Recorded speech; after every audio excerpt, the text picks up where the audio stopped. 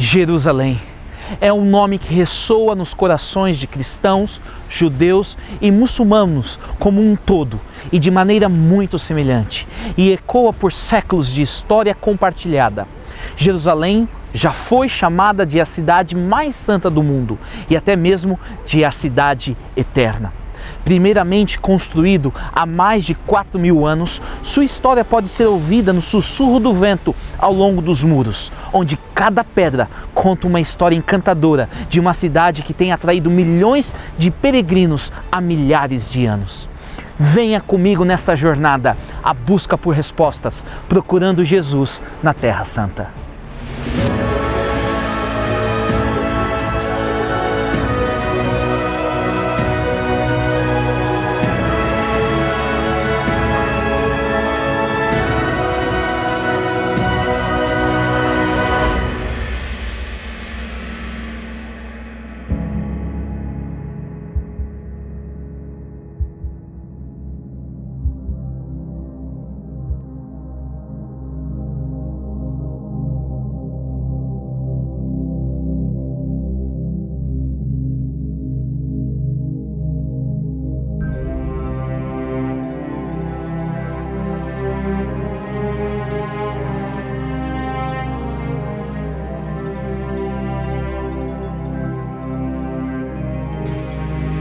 Jerusalém é localizada ao longo da cadeia de montanha central da Palestina, 58 quilômetros ao leste do Mediterrâneo e 26 quilômetros ao oeste da ponta norte do Mar Morto. A cidade é situada a aproximadamente 700 metros acima do nível do mar, num platô relativamente nivelado das terras altas de Benjamim. Jerusalém era originalmente a cidade jebusita, ocupada por Israel na época de Davi. Nesse estágio, se tornou a cidade capital de Israel.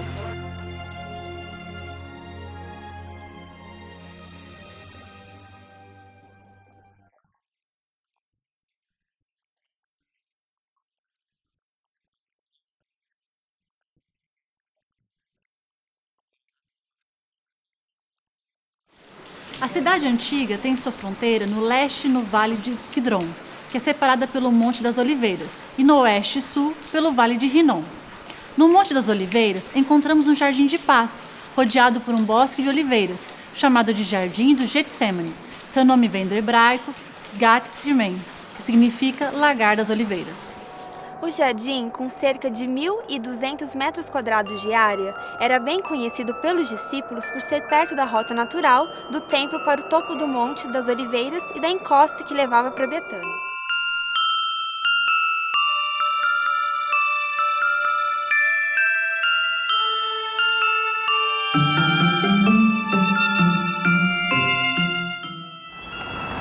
Com a última ceia ficando para trás, Jesus e seus discípulos caminharam para fora da cidade, tarde naquela noite.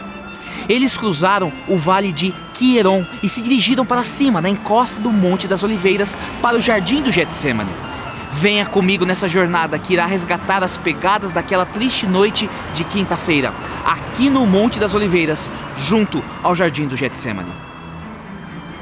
Essas são as famosas oliveiras da Igreja de Todas as Nações. Com seus troncos ocos e retorcidos, as árvores têm mais de 3 metros de diâmetro. Estudos recentes indicam que elas têm 900 anos de idade. Elas foram plantadas aqui na época das Cruzadas, no século XII. Recentemente, os cientistas descobriram que estas 8 oliveiras são irmãs. Elas possuem o mesmo DNA, indicando que elas vieram do mesmo corte da árvore-mãe. Estas oliveiras antigas podem ser consideradas filhas da árvore-mãe que testemunhou a agonia de Cristo neste jardim. O Jardim do Getsemane era muito bem conhecido por Jesus e seus discípulos. Eles frequentemente se retiravam para este local de meditação e oração. Mas aquela noite foi diferente. Aquela noite os discípulos notaram que havia algo estranho com Jesus. Nunca antes eles o tinham visto tão triste e tão silencioso. Hoje, os requisitos desse jardim encontram-se nas proximidades da Igreja de Todas as Nações, aqui em Israel.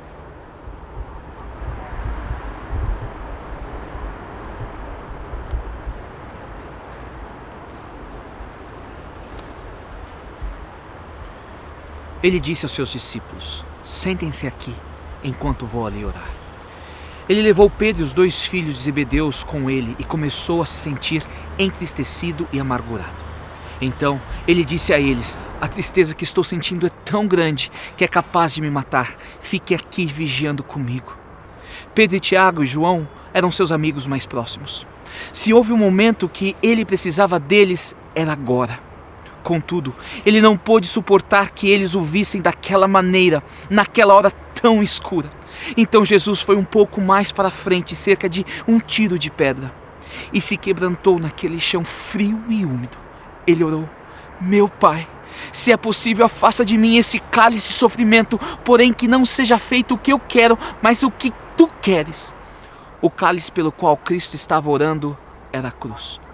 Jesus sentia o conflito eminente contra os poderes das trevas. Os pecados do mundo, os meus e os seus pecados, estavam separando Jesus do Pai aqui no Getsêmani. Em sua agonia, Jesus se apegou ao chão frio e úmido, como que para se prevenir de ser afastado para mais longe de Deus.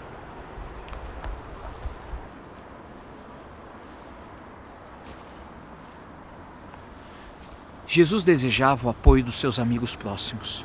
Ele ansiava ouvir palavras de conforto daqueles que ele havia tanto confortado. Sofrendo como estava, Jesus precisava saber que Pedro, Tiago e João estavam orando por ele e por eles mesmos. Jesus se levantou com esforço doloroso daquele chão gelado e frio, se arrastando de volta para o local onde os havia deixado. Jesus os encontrou dormindo. A Bíblia nos diz que eles estavam exaustos por seu próprio pesar. Jesus os acordou. Então disse a Pedro: será que vocês não podem vigiar comigo nem 1 hora? Vigiem e orem para que não sejam tentados. É fácil querer resistir à tentação, o difícil mesmo é conseguir. Tomado de agonia a ponto de desmaiar e exausto, Jesus, com passos hesitantes, voltou para sua pedra de oração. Seu sofrimento era mais intenso do que antes. A Bíblia diz: cheio de uma grande aflição, Jesus orava com mais força ainda. O seu suor era como gotas de sangue caindo ao chão. Existe uma condição médica chamada hemaditrose, onde uma pessoa em situação de estresse intensa sua sangue. Naquela noite, Cristo, ao agonizar no jardim, gotas de sangue escorreram da sua face. Jamais entenderemos completamente a agonia de Jesus no jardim do Getsêmani. Mais uma vez ele orou: meu Pai, se este cálice de sofrimento não pode ser afastado de mim sem que eu beba, então que seja feita a tua vontade. Ouça a submissão na oração de Cristo. Meu Pai, se este cálice de sofrimento não pode ser afastado de mim, que seja feita a tua vontade. Mais uma vez Jesus almejou por companheirismo e apoio dos seus discípulos mais próximos. Outra vez, Cristo foi até eles e mais uma vez os encontrou dormindo. Em seguida, voltou ao lugar onde os discípulos estavam e os encontrou de novo dormindo. Eles estavam com muito sono e não conseguiam ficar com os olhos abertos. E não sabiam o que responder a Jesus. Eles estavam sem palavras. Jesus tornou a sair de perto deles e orou pela 3ª vez, dizendo as mesmas palavras. Eu gostaria de ler um parágrafo de um dos meus livros prediletos sobre a vida de Cristo. Ele é intitulado O Desejado de Todas as Nações. A autora descreve o que Jesus estava passando à medida que ele orava aquela 3ª vez. A humanidade do Filho de Deus tremia naquela probante hora. Não orava agora pelos discípulos, para que a fé deles não desfalecesse, mas por sua própria alma sediada de tentação e angústia. O tremendo momento chegara, aquele momento que decidiria o destino do mundo. Na balança oscilava a sorte da humanidade. Cristo ainda podia, mesmo então, recusar beber o cálice reservado ao homem culpado. Ainda não era demasiado tarde. Poderia enxugar da fronte o suor de sangue e deixar perecer o homem em sua iniquidade. Poderia dizer: recebo o pecador o castigo de seu pecado e eu voltarei a meu Pai.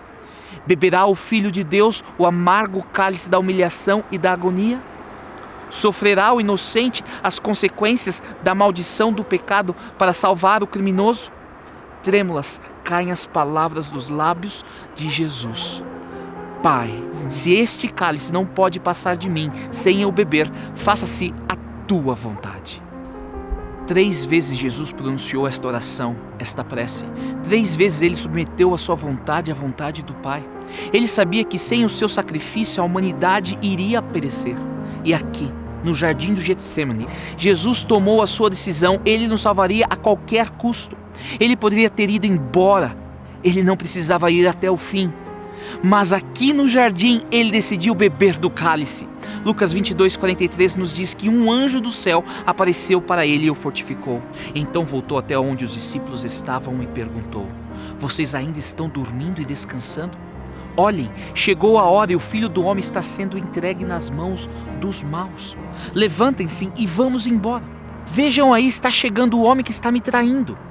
Foi nesse momento que Judas apareceu guiando um grupamento de soldados e alguns oficiais dos chefes dos sacerdotes e fariseus. Eles estavam carregando tochas, lanternas, espadas e porretes. Judas havia combinado um sinal. Ele disse: aquele que eu beijar é o homem, prendam-no. Aproximando-se de Jesus, Judas disse: saudações, Rabi, e o beijou. Jesus lhe perguntou: Judas, estáis vós traindo o Filho do Homem com um beijo?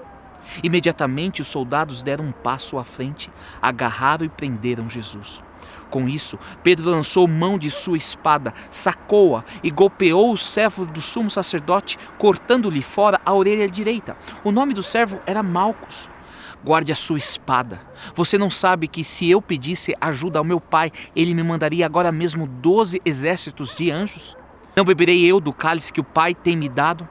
Amigo, Jesus não foi forçado a tomar a cruz, ele escolheu a cruz. Ele poderia ter chamado 12 legiões de anjos para o livrar, mas ao invés disso, ele se permitiu ser preso. Quando os discípulos viram que Jesus não iria se defender, eles o deixaram e fugiram. Aqueles que o haviam prendido levaram Jesus para a casa do sumo sacerdote, onde o conselho do Sinédrio estava reunido no meio daquela noite. Pedro o seguiu à distância. Entrando no pátio do sumo sacerdote, ele se sentou com as guardas e esperou para ver o que aconteceria com Jesus. O Sinédrio estava procurando por falsas evidências contra Jesus. Assim o poderiam condenar à morte. Muitas falsas testemunhas se apresentaram, mas os testemunhos se contradiziam. Finalmente, com grande frustração, Caifás, o sumo sacerdote, disse a Jesus: em nome do Deus vivo, eu exijo que você diga para nós: você é o Messias, o Filho de Deus? Jesus respondeu: quem está dizendo isso é o Senhor. Mas eu afirmo a vocês que de agora em diante vocês verão o Filho do Homem sentado do lado direito do Deus Todo-Poderoso e descendo nas nuvens do céu. Aí o grande sacerdote rasgou as suas próprias roupas e disse: ele blasfemou. Não precisamos mais de testemunhas. Vocês ouviram agora mesmo esta blasfêmia contra Deus. Então, o que resolvem? Eles responderam: ele é culpado e deve morrer. Em seguida, cuspiram no rosto de Jesus e deram bofetadas nele. E os que batiam nele diziam: ei, Messias, adivinhem para nós quem foi que bateu em você. Enquanto isso, Pedro estava se aquecendo ao lado do fogo no pátio. O Evangelho de Lucas nos diz que uma serva o viu sentado lá à luz do fogo. Ela olhou de perto e disse: este homem estava com ele. Mas ele negou: mulher, eu não o conheço. Um pouco mais tarde, mais alguém o viu. Você também é um deles. Não, eu não conheço esse homem, respondeu Pedro. Cerca de 1 hora mais tarde, mais alguém confirmou: certamente este homem estava com ele, pois é um galileu. Pedro respondeu: homem, eu não sei o que você está falando. Enquanto ele estava falando, um galo cantou. Jesus virou-se para olhar diretamente para Pedro. Então Pedro lembrou das palavras que ele havia dito: antes que o galo cante, hoje tu me negarás 3 vezes. E ele saiu e chorou amargamente.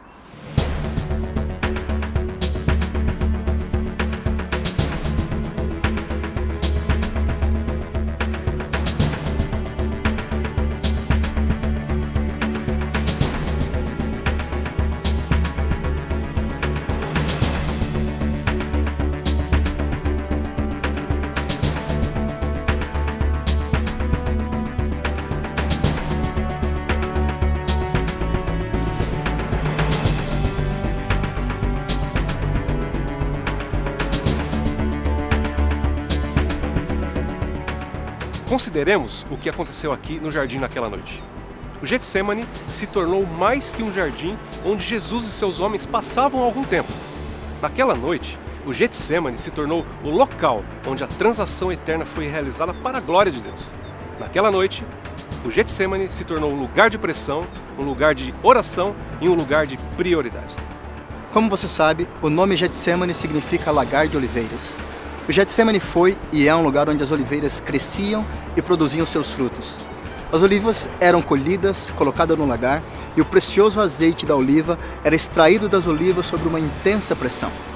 Naquela noite, Jesus entrou no lagar das oliveiras e o doce azeite da graça e submissão ao Pai foi extraído da vida do Senhor. Para Jesus, o jardim do Getsêmani foi um palco de intensas pressões. Então eles se achegaram ao local que se chamava Getsêmani. E ele disse aos seus discípulos: sentem aqui enquanto eu oro. E ele levou Pedro, Tiago e João consigo.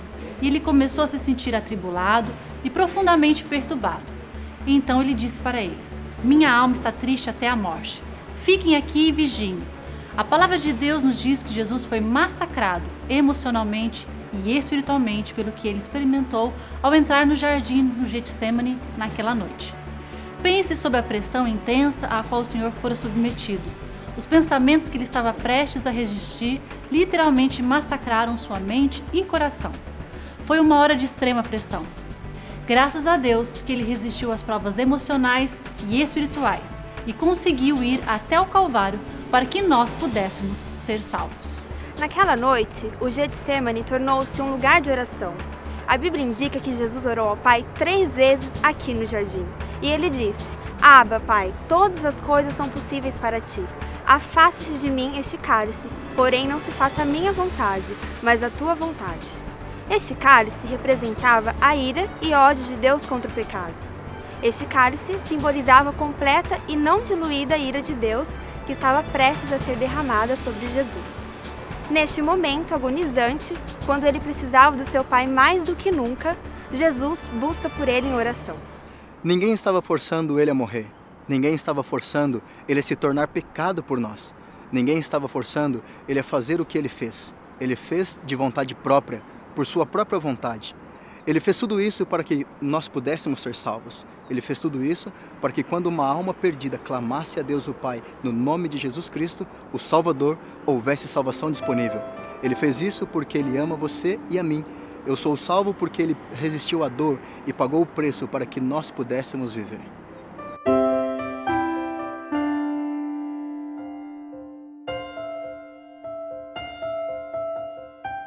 Existe uma boa evidência que a igreja da negação de São Pedro é situada no exato local onde Pedro negou Jesus 3 vezes. Arqueólogos confirmaram que este é de fato o local onde a casa do sumo sacerdote era localizada.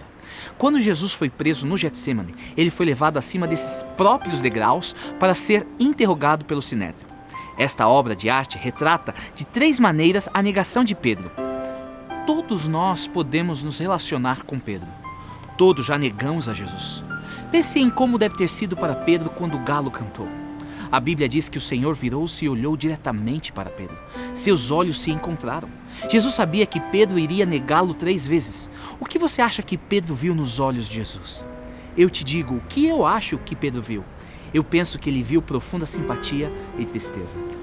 Foi um olhar de compaixão, um olhar de perdão. Não havia raiva ali. Por que é que eu acredito que seja isso que Pedro tenha visto nos olhos de Jesus? Eu acredito nisso porque a Bíblia indica que o amor de Cristo é um amor incondicional. Seu amor por nós não muda quando vacilamos, como Pedro fez. Amigo, Jesus sabia que Pedro iria o negar. E ele mesmo assim ainda amava Pedro. Ele já sabia de tudo sobre Pedro e ele ainda o amava. Amigo, Jesus conhece você também. Ele sabe tudo sobre você. Ele sabe o bom, o ruim e o pior. E ainda Ele te ama. Isto se chama graça. Algumas pessoas ficam longe de Deus porque pensam que Deus está irado, bravo com elas. Alguma vez você já se sentiu assim? Alguma vez você já sentiu que Deus estivesse irado com você por conta dos seus pecados? Eu quero te assegurar hoje, Deus não está irado com você, Ele te ama. Ele sabe tudo sobre você e Ele ainda te ama. Você pode confiar em um Deus como esse. Por favor, abra o seu coração para Ele hoje.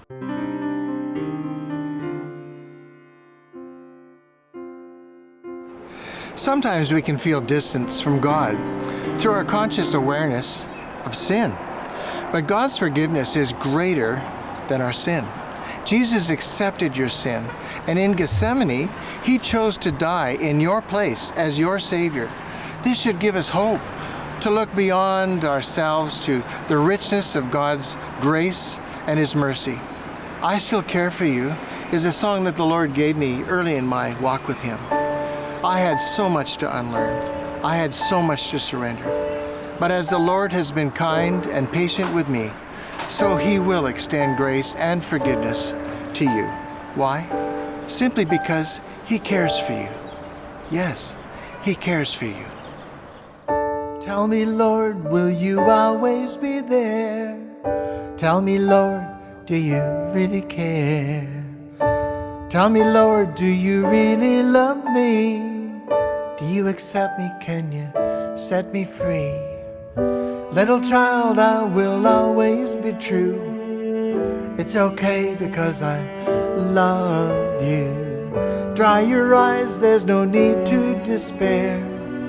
You're my child and I still care for you.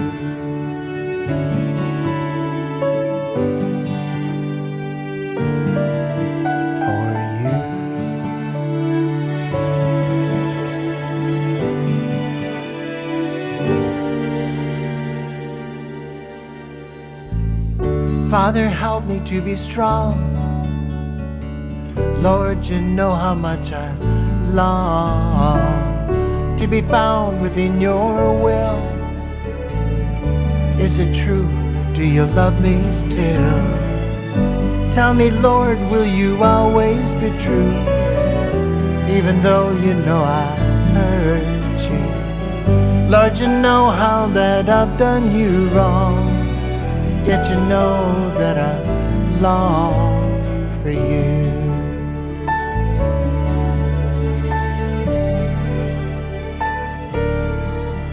For you.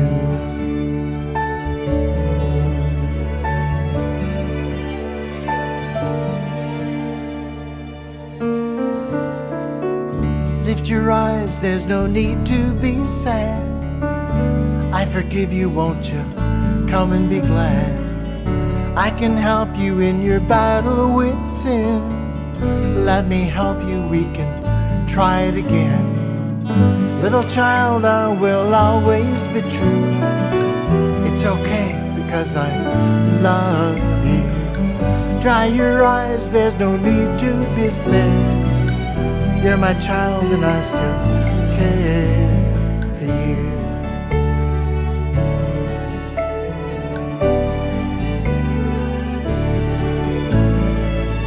Little child, I will always be true. It's okay because I died for you. Dry your eyes, there's no need to despair. You're my child and I still care for you.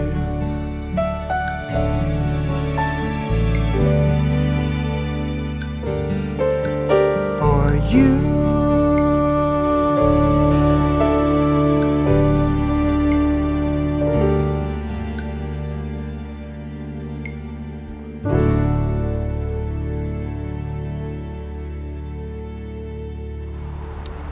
Muito obrigado, Pastor Ron Nelson. Agora, vamos orar. Querido Pai, obrigado porque Jesus tomou sobre os seus ombros a culpa de todos os nossos pecados. Obrigado porque, através deste sacrifício, nós podemos viver e viver para sempre. Aceite a nossa decisão. É no nome de Cristo que nós oramos. Amém.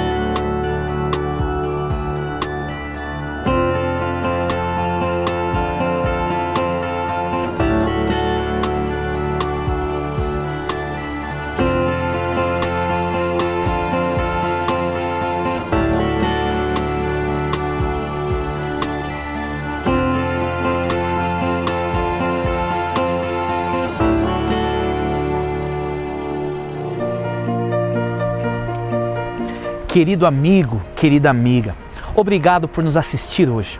Não se esqueça de compartilhar com seus amigos e familiares a busca por respostas, procurando Jesus na Terra Santa. Visite o nosso website. Lá você poderá nos enviar a sua mensagem, pedido de oração e fazer a sua solicitação do programa de hoje ou da série completa. Eu espero vê-lo muito em breve. Até lá, lembre-se, Jesus é amor.